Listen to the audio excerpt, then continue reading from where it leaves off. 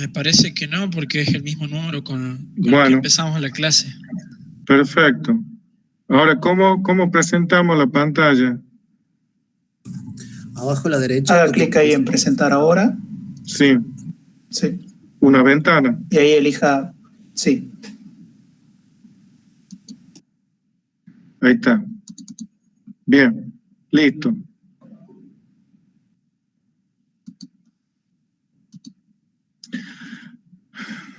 Bueno, acá estamos. Seguimos con condiciones climáticas. A ver, para que lo entiendan al tema ustedes imaginen el espesor del pavimento. Tiene el pavimento por norma, acá en San Miguel de Tucumán, en todo lo que es el municipio de San Miguel, el pavimento debe tener un espesor de 18 centímetros. Si estamos en un día muy caluroso e incluso ventoso, la parte superior del hormigón es la que está sufriendo, alguien más quiere unir, parece.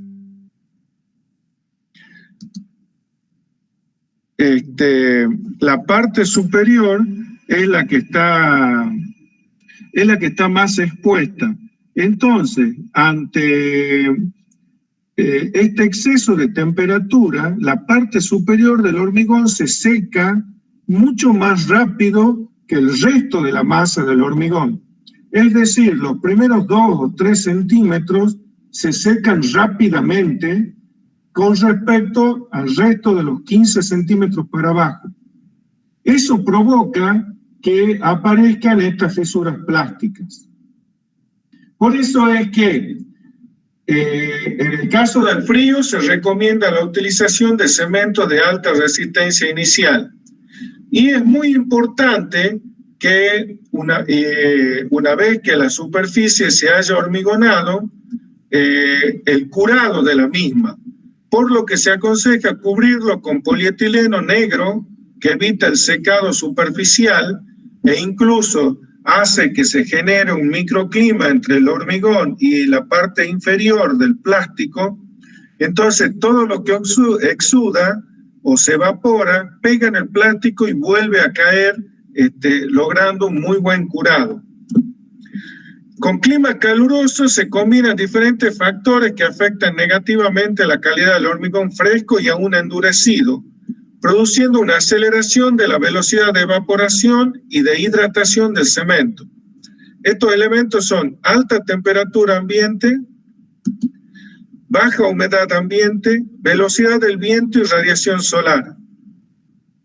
Ahí vemos 2 casos, por ejemplo, cómo a medida que aumenta la temperatura del hormigón, también es necesario aumentar la cantidad de agua para lograr que esa evaporación sea controlada. En estos casos de altas temperaturas es muy frecuente la aparición de fisuras por contracción plástica. El agua se va a evaporar rápidamente del hormigón fresco, aun cuando no se ha desarrollado completamente su resistencia mecánica. Con alta temperatura ambiente no es conveniente utilizar acelerantes de fragüe, sino plastificantes o retardadores de fragüe. Además, se debe hormigonar en las primeras horas de la tarde y con un excesivo regado de encofrado, molde y la base de asiento. Es conveniente utilizar membranas químicas que demostraron alta eficiencia para el curado y también el agregado de fibras de polipropileno, que se le agrega entre 1 y 2 kilos por metro cúbico, va a mejorar sensiblemente los efectos de la contracción plástica, o sea, los va a disminuir en un 50% aproximadamente. Las manifestaciones más frecuentes en tiempo caluroso es la aparición de esta fisura por contracción plástica que vemos acá en esta fotografía, debido a la evaporación rápida del agua del hormigón fresco cuando no ha desarrollado resistencia mecánica. Estas fisuras se desarrollan en direcciones aleatorias, paralelas, se cruzan, son viboritas que aparecen en toda la superficie y cuya orientación depende de la dirección del viento, generalmente paralela a la dirección del viento, y afectan a estructuras de gran superficie como piso, pavimento y losas suspendidas.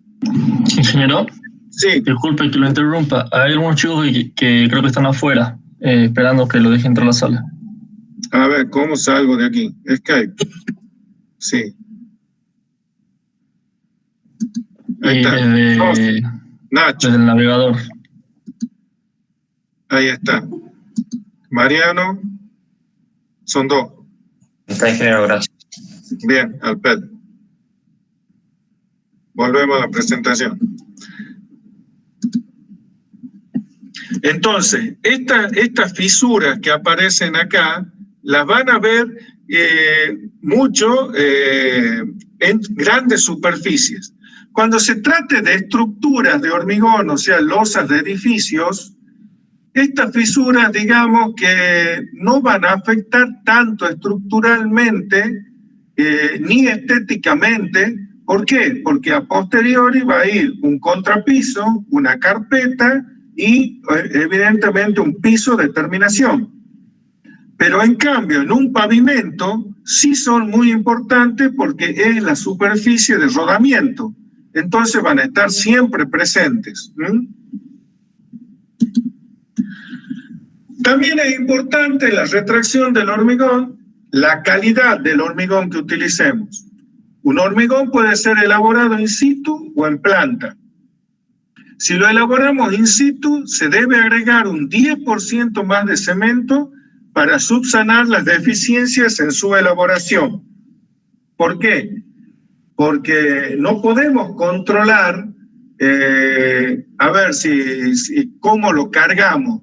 Si el balde o el canasto que utilizamos está más o menos lleno, si la arena está más o menos húmeda, si el árido también está más o menos húmedo, y peor si cargamos a pala, porque las primeras paladas el obrero la va a poner llena, pero después de una hora de estar haciendo hormigón, les aseguro que la palada ha disminuido, no sé si a la mitad, pero sí considerablemente. ¿Me entienden? Porque, claro, la persona se va agotando. La mejor manera de dosificar el hormigón in situ es por canasto. Los canastos, ¿saben qué son? Me imagino. No, yo no. No saben qué son los canastos. El balde de albañil sí conocen. Sí, eso sí. Sí, eso sí. Bien, bueno. El balde de albañil tiene una capacidad determinada que creo que es de 5 litros o 4 litros, y posteriormente le sigue en volumen el canasto. El canasto es similar a un balde, pero que tiene una capacidad más grande, es una capacidad de 8 litros y es metálico, con 2 manijas a los costados. Entonces, ese canasto, así se llama, se lo enrasa y siempre nos va a dar el mismo volumen. En cambio, con el balde, depende de las paladas que le van tirando y el balde no lo enrasa los obreros. Entonces, la calidad del hormigón difiere mucho. Si ustedes lo hacen con balde y comparan el rendimiento con un hormigón hecho con canasto, la calidad va a ser muy superior a la que hacen con canasto. ¿Por qué? Porque pueden dosificar siempre con la misma cantidad de material. Bien. Busquen ahí por internet canastos para hormigón y ahí les va a aparecer la figura. Si se elabora en planta, el hormigón debe tener como mínimo un tenor de cemento de 300 kilos por metro cúbico. Con eso vamos a obtener un H17. Sí es importante que al momento de su colocación en obra debe tener entre 5 y 8 centímetros de asentamiento como máximo medido con el cono de Abrams. El hormigón debe ser vibrado con vibrador de aguja o con regla vibratoria, no debiendo agregársele agua nunca al hormigón. Nunca, ¿entienden? Nunca le agreguen agua adicional con la que ha sido preparado, tanto para mejorar su trabajabilidad como para dar terminación final a la superficie. Nunca agregar agua de más. Si hay un hormigón, si estamos trabajando con hormigón elaborado y nos aparece un camión que venga con un transporte ya superior a las 2 horas, eso lo van a poder ver porque el camionero le va a entregar un comprobante. Ese comprobante dice la hora que ha salido el hormigón. Y por ahí el camión tuvo algún desperfecto mecánico, pinchó una goma, hasta que lo arreglan, el hormigón sigue girando en la tolva de ese camión. Por lo tanto, si ese hormigón ya ha empezado a fraguar, que empieza después de las 2 horas, ese hormigón ya no sirve. ¿Me entienden? El hormigón tiene que estar en estado fresco y fraguar en el molde que ustedes han preparado. ¿De acuerdo? Sí, ingeniero. Bien. Ese camión, y esto es muy importante, le va a pasar a todos los que van a trabajar en obra, donde deban recibir hormigón elaborado. Y si ustedes ven que tocan la tolva, la tocan con la mano a la tolva del camión, y la tolva está caliente, quiere decir que ese hormigón ya ha fraguado, ya está fraguando.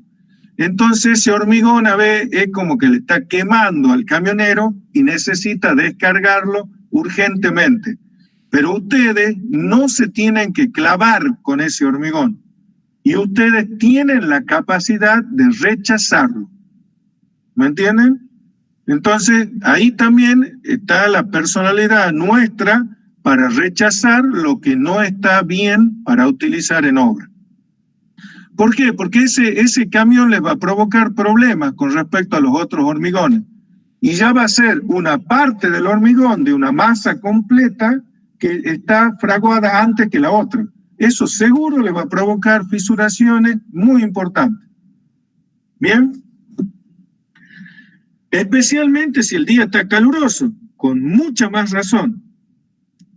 El agua que se elabora el hormigón deberá ser de tipo potable, mientras que el árido grueso debe tener un tamaño máximo de 50 milímetros y las arenas corresponderán a la fracción gruesa. Eso es lo que yo le hablaba, como tenemos 18 o 20 centímetros de espesor de pavimento, una cuarta parte son 5 centímetros. ¿Me entienden? No más de ese tamaño de agregado grueso. En cambio, si es una losa que tiene 12 centímetros, el agregado será 3 centímetros, la cuarta parte. Y si es una capa de compresión, no más de 2 centímetros. ¿De acuerdo? Sí, esto tómenlo, a ver, como el Padre Nuestro. Ustedes como casi ingenieros tienen que manejar y saber estos temas estrictamente. ¿Me entienden? Bien. ¿Y por qué es esta situación? Porque un hormigón, cuando es mezclado y colocado en obra, con el mismo tenor de cemento podemos tener diferentes calidades. ¿Y esto de qué depende? Y principalmente de la relación agua-cemento. La relación agua-cemento es fundamental para obtener asentamientos esperados. Entonces, cuando el hormigón llega, ustedes van a hacer la prueba, dejan salir un poco, cuando el camión llegue, dejan salir un poco de hormigón. ¿Que hay alguien más que quiere entrar? ¿O no? Ahí escuché un ruido.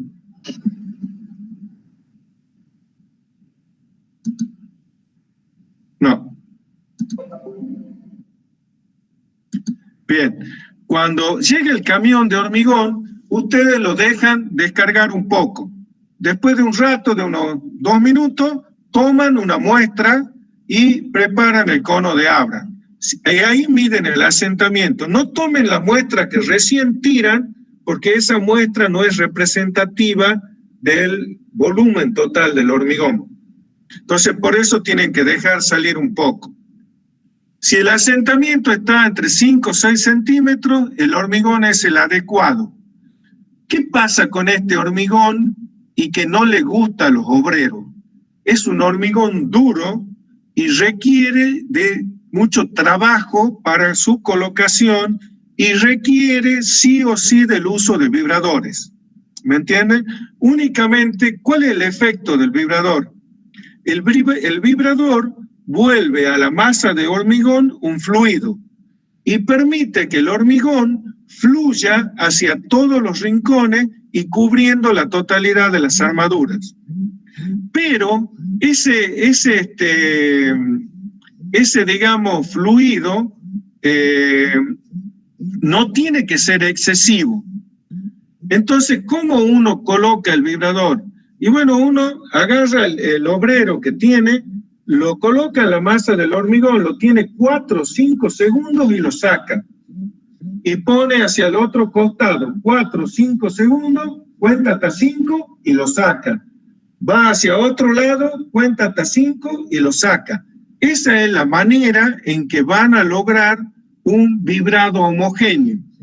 Si ustedes dejan al vibrador morir en el hormigón, lo único que van a lograr es que la fracción gruesa se vaya hacia abajo y la fracción fina hacia arriba. Y van a tener un hormigón, un desastre. ¿De acuerdo? Bien. El otro tema es del agua-cemento, de la relación agua-cemento, que tenemos que estar trabajando con la relación agua-cemento 0,48, 0,55, sería lo ideal. Si ustedes aumentan la relación agua-cemento, van a tener un hormigón más trabajable, sí, pero la calidad del hormigón va a variar mucho. Si ustedes con un tenor de cemento de 300 kilos logran un H21, seguramente, si está bien hecho, si le agregan agua, ese mismo cemento, esa misma cantidad de cemento, ese mismo árido, esa misma mezcla, va a lograr un H17 o un H13 incluso. Y la calidad es muy importante a la hora del cálculo. Eso lo han visto ustedes cuando han estudiado hormigón. La calidad del hormigón que aplican en el cálculo está definida por su calidad, ¿verdad? Un H21 dice yo voy a trabajar con un H21 y cuando van a la obra le agregan agua y están terminando de trabajar con un H13. Entonces la resistencia de ese hormigón obviamente no es la misma. ¿Entendido? ¿Alguna duda? Parece que no. Bien. No, ingeniero.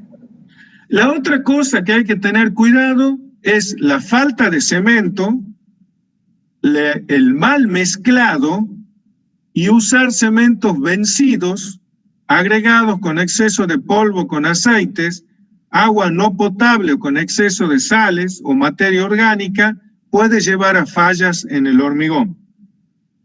Un ejemplo de ello es la degradación de la superficie de las losas de pavimento, como en este caso que estamos viendo acá.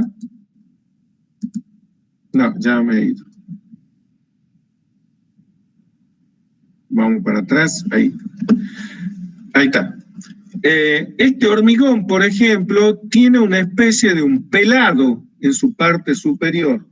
Esto puede denotar que ha sido o mal mezclado o le ha faltado cemento o hemos usado cementos vencidos. El mal mezclado, ustedes tienen una norma para ver si, por ejemplo, la hormigonera está funcionando bien. Han visto hormigoneras trabajando, ¿verdad? Todo, chiquita, mediana, grande. Una hormigonera, para que esté trabajando bien, tiene que dar alrededor de 21 vueltas por minuto.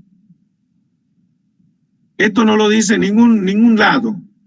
Son 21, ustedes marcan, si ustedes ven una hormigonera que les parece que está andando muy rápido, esa hormigonera que supera los 21 vueltas por minuto provoca lo que se llama un centrifugado del hormigón y no permite un adecuado mezclado. A su vez, si la hormigonera está pesada, deben haber visto por ahí algunos albañiles, la ayudan a dar vuelta a la hormigonera, quiere decir que esa hormigonera está trabajando muy mal, va a provocar que ante la falta de giro adecuado, la parte gruesa decante hacia el fondo y en la parte de arriba tengan el material más fino. Entonces, verifiquen las 21 vueltas por minuto. Es importante. Eso le va a ayudar a tener un buen mezclado. Y que aparte que la cantidad de tiempo que esté hormigonándose el hormigón sean por lo menos 3 a 4 minutos. O sea, para permitir un buen mezclado de toda la masa. Igualmente, si el agregado tiene un exceso de polvo, también va a provocar este tipo de falla, o con aceite. El aceite es muy malo. Y hay un problema que se genera generalmente en las obras cuando estamos trabajando en las zonas rurales con, por ejemplo, con los tanques de agua. Nosotros el agua la llevamos en tanques cisternas. A veces esos tanques cisternas, cuando son chicos de 1.000, 2.000 litros, son usados para llevar gasoil para las máquinas. Entonces, si un tanque ha sido usado para llevar gasoil, no puede ser usado para llevar agua. ¿Me entienden? No se jueguen. No pueden usarlo para llevar agua. El tanque de agua es exclusivo de agua. Si llevan gasoil, contamina el agua y esa, porque la gasoil es resinoso, aceitoso, va a impedir el correcto fragüe del hormigón y el hormigón se va a terminar desarmando. Ustedes lo van a desarmar con la mano. ¿Me entienden? Bien. Las condiciones constructivas. En los pavimentos es muy importante el gálibo, porque por lo que su control es fundamental. El gálibo va a ser de 3% en las calles y del 4% en la cuneta. Este gálibo, no se olviden que la función de la calle en la ciudad no es tan solo para que anden vehículos. Esa es la función, digamos, principal, sino también que las calles funcionan como canales de evacuación del agua de lluvia. Entonces, de acuerdo a las lluvias que tenemos acá en la zona, la parte de la cuneta, y por eso se hace mucho el cordón cuneta, esa parte de la cuneta es la que permite el traslado del agua de lluvia hacia su desagüe principal, ¿verdad? Hacia su desagüe, su descarga final. Luego y la pendiente mínima longitudinal de las calles tiene que ser del 3 por 1000. Y esta cifra del 3 por 1000 no es caprichosa. ¿Por qué? Porque pendientes menores longitudinales al 3 por 1000 provocan que el agua, lo que lleva en suspensión, decante y acumule basura. En cambio, a partir del 3 por 1000 se considera que hay una autolimpieza y la calle funciona bien. Obviamente, en Tuculandia, donde todo el mundo tira basura a la calle, eso a veces es muy difícil de conseguir. Luego de terminada la base de asiento del pavimento y luego de colocados los moldes para el hormigonado, yo aconsejo la utilización de una cama de arena de 2 centímetros de espesor en toda la superficie.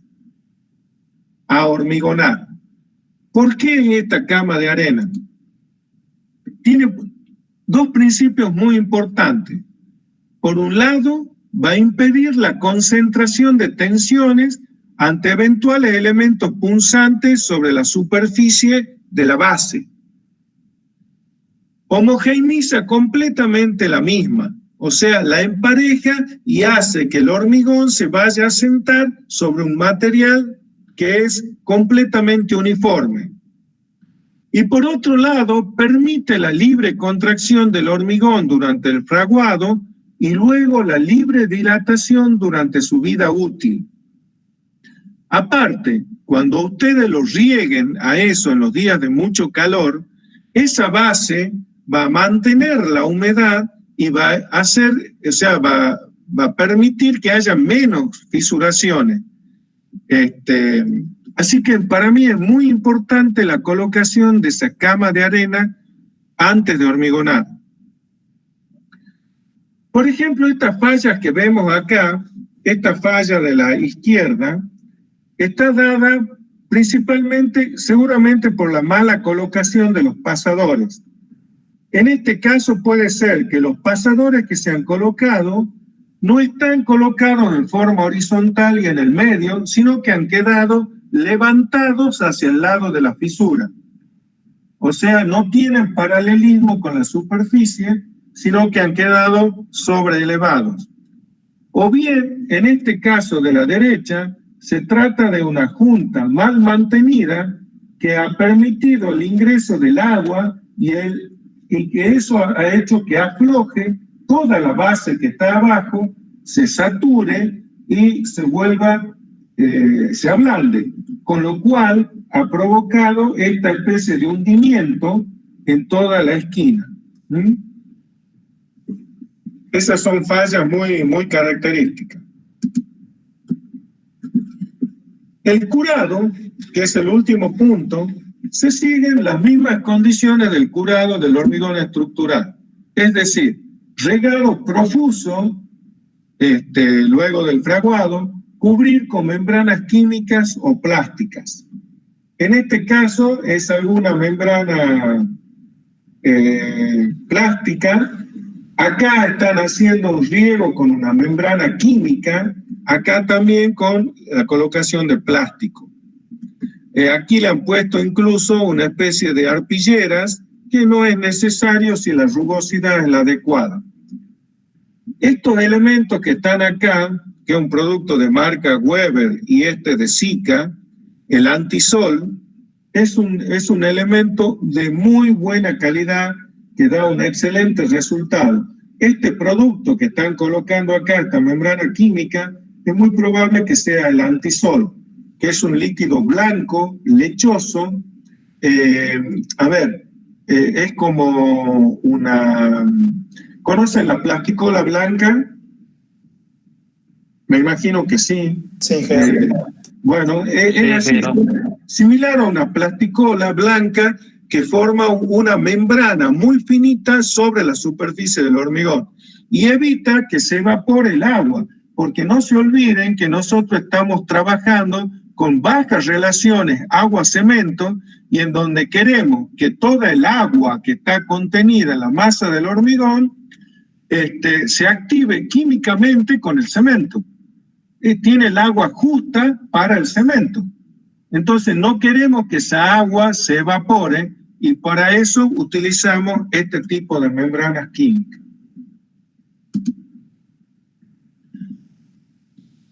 Bien, como contracción temprana del hormigón, o sea, como patología del pavimento, encontramos grietas y fisuras.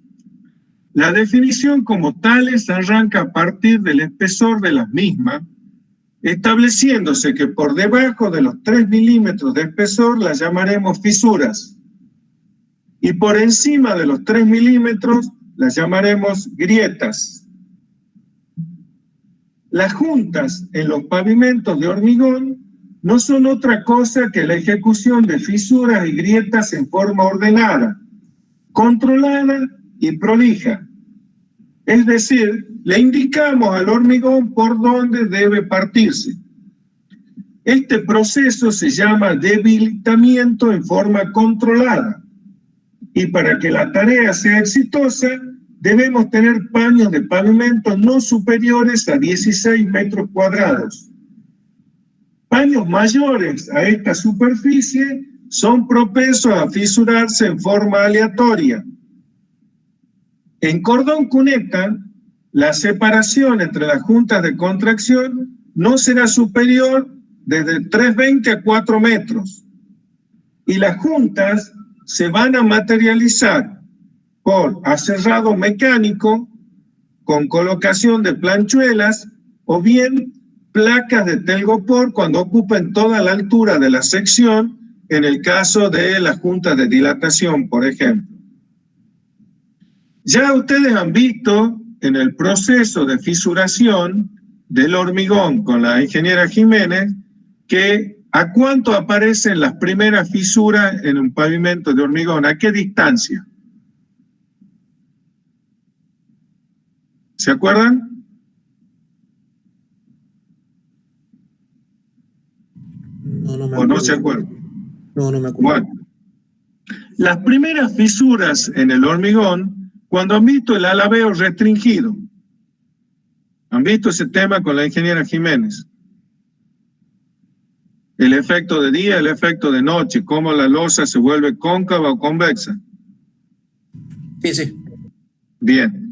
Entonces, las primeras fisuras por contracción temprana en el hormigón aparecen alrededor de los 36 metros.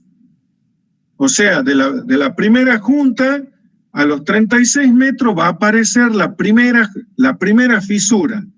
Y a los 18 metros la segunda. O sea, esto nos indica que los aserrados de las juntas los vamos a hacer a los 18, cada 18 metros. Son las primeras juntas que vamos a aserrar. Si ustedes sacan un promedio de esto, de esta junta, cada 18 metros, y bueno, podemos hacer que cada 3 metros una junta de contracción. Pero las primeras aparecen a los 36 y a los 18 metros. Entonces, cuando nosotros hagamos un plan de aserrado del pavimento, son las primeras que vamos a cortar. Una vez que cortamos eso, después cortamos las intermedias, que seguramente van a ser cada 3 metros. O sea que si me corto a 18, ahí cada 3 metros cortamos las otras 3 del medio. ¿De acuerdo? No se olviden de eso. Esto es muy importante porque cuando ustedes diseñen, si no van a tener que ponerse a leer todos los apuntes antes de hacer un pavimento de hormigón. Y los ingenieros tenemos que dar respuestas en el acto, porque nosotros estamos para eso, para dar soluciones. Y no van a andar una vez que estén en la calle, le pregunten, ingeniero, ¿cómo hacemos? Esperen que voy a consultar los apuntes. No. ¿Me entienden? Todas estas cosas que les estoy diciendo son eminentemente prácticas. Y ustedes las tienen que conocer y aprovechen, porque a mí nadie me las ha dicho cuando yo estudié en la facultad.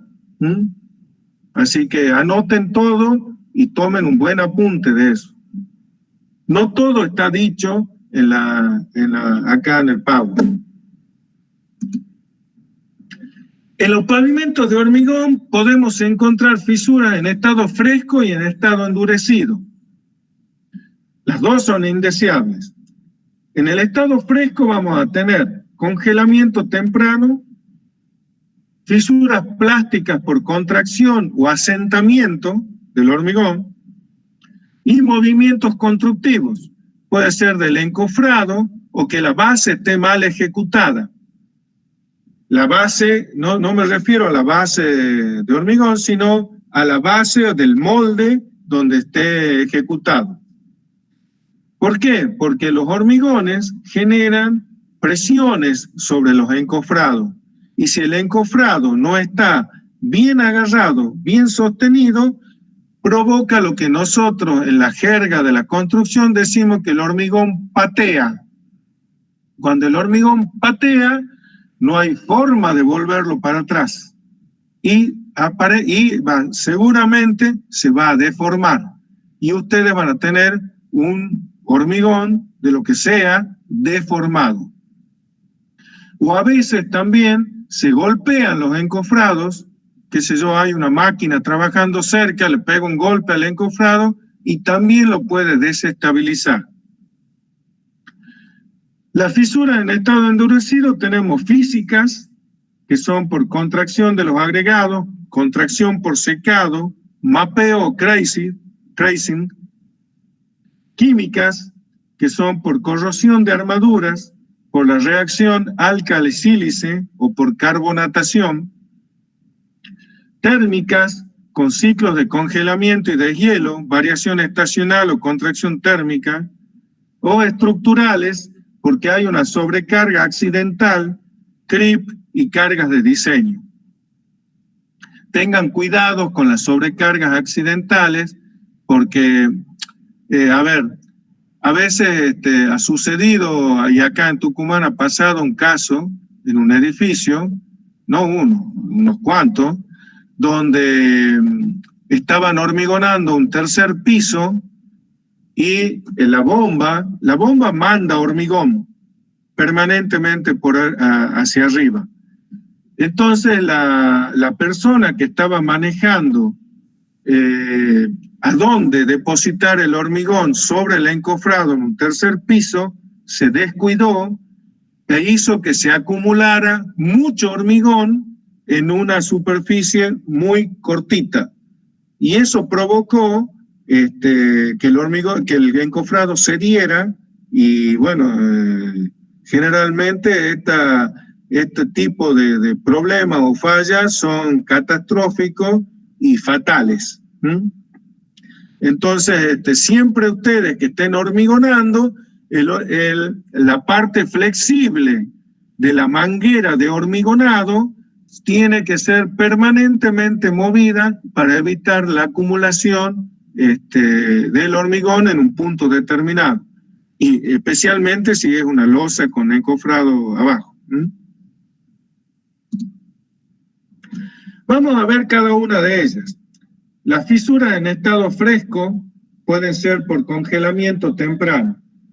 Esta es una superficie con hielo, es decir, una superficie recién hormigonada donde se ha congelado la superficie. Y este es el resultado que provoca ese congelamiento. No permite el fraguado de la parte superior y provoca este tipo de fisuras y peladuras en la parte que se ve acá en la fotografía. Las fisuras plásticas con contracción o asentamiento, acá la vemos en el espesor de una losa con armadura.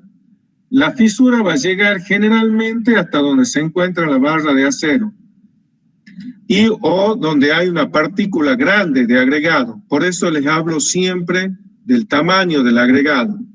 Y va a provocar asentamiento entre medio de los dos elementos. Y estas son las fisuras por asentamiento plástico. Y estas son las fisuras por contracción. También puede ser por movimientos constructivos o bases mal ejecutadas. Acá, por ejemplo, en esta foto de la derecha, vemos que esta parte de la base tiene piedras grandes, exceso de humedad en este punto, y que ya incluso ha penetrado bajo las losas existentes. Aparte tiene mal distribuidos estos elementos, los conectores, las barras de acero, que aquí tendrían que haber hecho una junta de dilatación. Digamos, tienen que poner junta de dilatación acá y junta de dilatación acá. Esto está mal hecho. Incluso miren la superficie muy sucia. La base tiene que ser impecable. Esto provoca justamente que se haya hormigonado un pavimento donde la base esté mal ejecutada. En este caso que le estoy mostrando en esta fotografía está en la esquina de la facultad, en la avenida Independencia y Amador Lucero. En ese tramo se reparó este pavimento, se repararon estos dos paños que estaban muy dañados, pero se lo hizo en verano. Obviamente, entre la demolición y la ejecución del nuevo pavimento, llovió. ¿Qué pasó? Se mojó toda la base y después se hormigonó. Resultado, lo tienen a la vista. El hormigón destruido.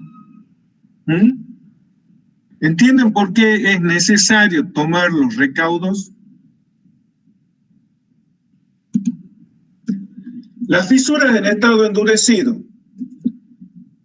Física puede ser por contracción de agregado, contracción por secado, mapeo o craising. Bueno, acá tienen otro ejemplo de fisuras por contracción que pueden llegar incluso a este estado.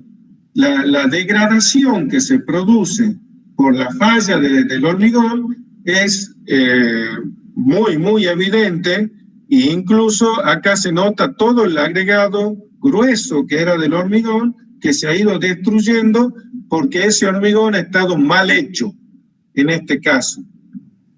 Acá tenemos una imagen de un mapeo o craising que se produce en la losa del hormigón, generalmente por mala construcción de la base. Esto es muy probable que se produzca por ello. Cuando son químicas, por ejemplo, tenemos el efecto de la reacción álcali-sílice, que son este caso de esta base, de esta losa, o de este paño de un tabique de hormigón. Se los provoca la reacción álcali-sílice. En este caso, la oxidación de la armadura de esta losa ha provocado. ¿Cuál es el efecto cuando el hierro se oxida? Tiene una particularidad que es que se escama y por lo tanto el hierro, la barra de hierro se va desmenuzando por escama, como si fuera una escama de un pescado, se va saliendo. Y claro, eso provoca un aumento de volumen de la armadura que desprende todo el hormigón que tenga abajo, directamente lo rompe, lo revienta. Esto es una losa. Y acá tenemos un efecto de carbonatación del hormigón y corrosión de la armadura por lluvia ácida. A ver, primero que para que se produzca este tipo de falla, el hormigón es poroso. Ustedes tienen que saber que el hormigón, si bien es resistente a la humedad y puede fraguar bajo el agua, no quiere decir que sea impermeable. El hormigón no es impermeable, tiene poros. Y nuestro objetivo cuando construimos un buen hormigón es que tenga la menor cantidad posible de poros. Entonces ustedes miren, la columna que está a la izquierda está intacta y la columna que está a la derecha está destruida. Miren incluso cómo el hierro se ha abierto, los estribos se han cortado, este estribo ha desaparecido y esto se ha producido porque el pie de la columna era muy poroso. La primera lluvia que cae es la que arrastra todas las impurezas de la atmósfera. Si a esta columna le llega esa agua sucia, digamos, y el hormigón es poroso, eso va penetrando en el hormigón a través de los poros, esa humedad empieza a oxidar los hierros y se produce la carbonatación del hormigón y por ende la oxidación de la armadura. ¿Van viendo? Sí, ingeniero, igual no se puede ver el cursor, no entiendo por qué. Yo lo estoy viendo. Aquí no sé cómo es. No, yo tampoco no sé mucho. No hay opción para... No hay opción para el cursor. Bueno. No. Entonces nos vamos a guiar por arriba, a la izquierda y a la derecha. Arriba, abajo, izquierda, derecha. Vamos acá a las fisuras en estado endurecido térmicas. Ciclo congelamiento de hielo, variación estacional, contracción térmica. Acá tenemos una fisura que muy importante se ha producido en este paño de hormigón. Este es del tipo de que se produce por contracción térmica. Es una fisura muy fuerte que abarca todo el espesor de la losa. Y esta losa va a tener que ser reemplazada. No hay duda. Incluso se va rompiendo en los bordes, con lo cual, con más razón, hay que cambiarlo. Al medio tenemos esta otra tipo de fisuración más suave, que no llegan hasta el fondo, pero sí provocan, estas son seguramente de un ciclo de congelamiento y de hielo. Si ustedes notan la humedad que hay en las fisuras, que son esas partes que aparecen como canagüita, ahí eso, y si hay mal, si hiela, eso se congela y va rompiendo el hormigón. Si vamos acá abajo, las fallas estructurales por sobrecarga accidental y luego por clip, esta fotografía que ha cedido un tramo de la autopista es por sobrecarga accidental o no estaba bien hecho el elemento de soporte de la misma. Y ha provocado la falla de un puente. Evidentemente, no sé si ustedes recuerdan, hace unos años, también la falla del puente en Italia, que se cayó un puente, hubo videos, todo. Ese puente se cayó por corrosión de la armadura, muy probablemente por carbonatación de la estructura de hormigón. En el caso del CRIP, hay 3 ciclos. Primero se generan microcavidades, después estas microcavidades están en grandes superficies y cantidades, y por último, el tercer ciclo, aparecen las microfisuras y generan la rotura. Ustedes saben qué es el CRIP, ¿verdad? Sí, ingeniero. Bien. El CRIP se produce cuando se sobrepasan las cargas tensionales elásticas. Cuando pasamos de la parte elástica a una parte plástica, se produce el CRIP. Tiene 3 etapas: primario, secundario y terciario, hasta llegar hasta la rotura, como muestra ahí el gráfico ese que tenemos arriba de las diapositivas. Nos interesan en particular las fisuras producidas en estado fresco, producidas por contracción plástica, y aquellas producidas por secado lento, que son las más comunes. La más común es la que se produce por contracción plástica. Va a afectar a losas de pavimentos y de edificios. Son las clásicas viboritas, que alcanzan profundidades de hasta 25 milímetros y se producen en cualquier orientación. El hormigón en este caso se contrae más en la superficie que en el interior de la losa, y pueden tener longitudes de 1,50 o 2 metros de largo. Para reducir o eliminar este efecto hay que hacer abundante riego previo de la base en pavimentos y de los encofrados en las losas de los edificios. El empleo de agregados previamente humedecidos. Protección y curado inmediato de acuerdo a la situación climática. Evitar el exceso de finos en los agregados del hormigón. Esto quiere decir que el árido debe ser lavado. Evitar el exceso de agua de mezclado, o sea, bajas relaciones agua-cemento. Establecer un plan de ejecución y aserrado de juntas y cumplirlo estrictamente. Primero las juntas a cada 18 metros y luego las otras interiores. Y usar aditivos fluidificantes o retardadores de fragua que eliminen la necesidad de sumar agua a la masa del hormigón. es muy bueno la utilización, por ejemplo, de un aditivo plastificante, que el que me acuerdo yo se llama Cicament L, creo que es, porque permite que el hormigón sea mucho más trabajable.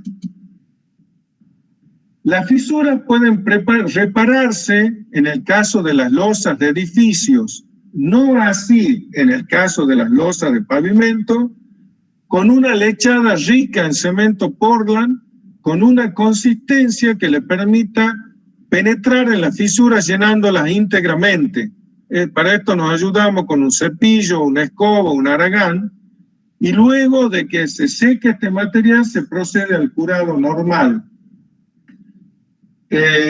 Esta lechada, que es agua y cemento, nada más, que en forma muy líquida para que rellene los agujeritos.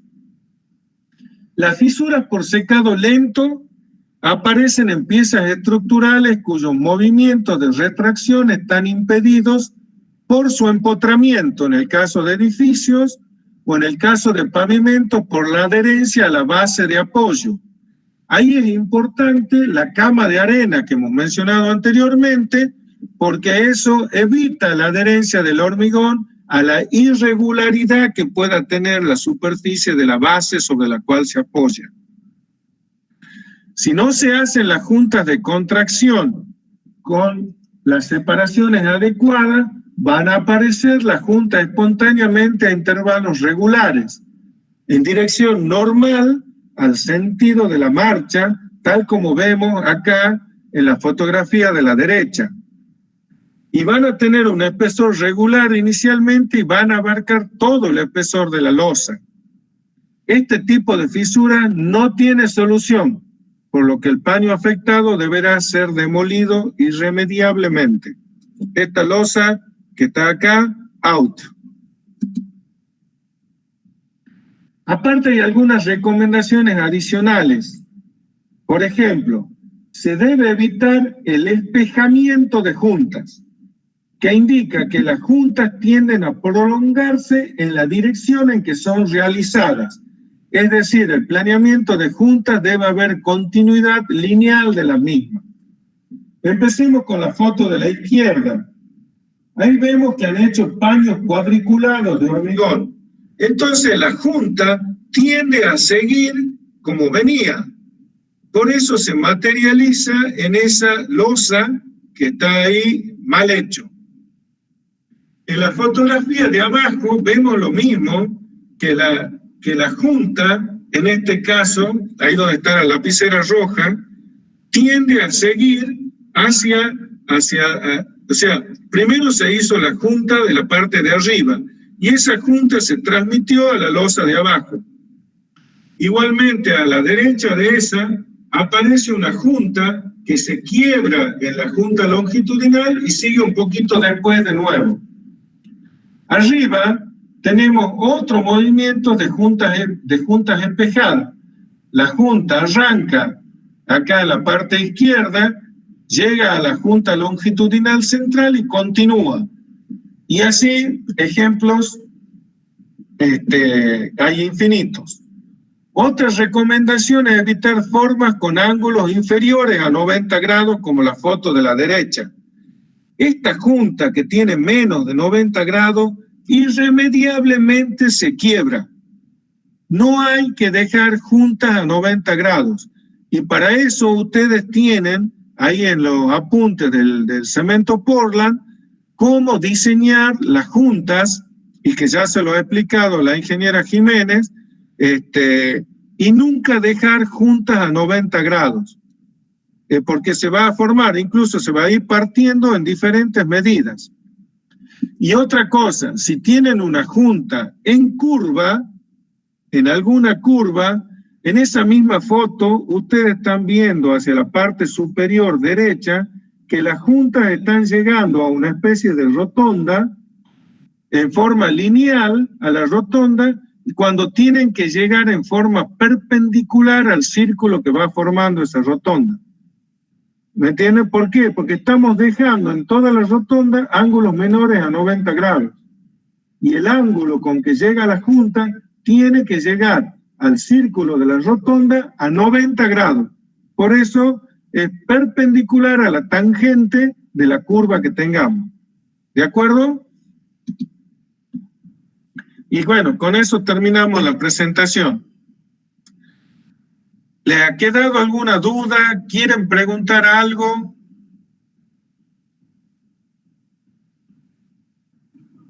¿No hay preguntas? Pregunten lo que sean, aunque ustedes consideren que sea inverosímil, pregunten, porque aquí es donde se van a sacar las dudas.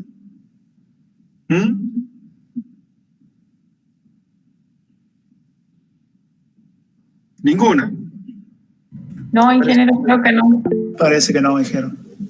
Bueno, yo ya les subo enseguida al WhatsApp, bueno, ya le paso al ingeniero Chanta para que lo suba a la nube también, tanto el PowerPoint como un PDF también que tengo del tema ¿no? Y bueno, el jueves ya les voy a subir el práctico, y ya vamos a ver cómo lo asignamos a los grupos. Bueno, chicos, eso es todo. Buenas noches. Bueno, Gracias. Gracias, buenas buenas noches, noches. ingeniero. Gracias.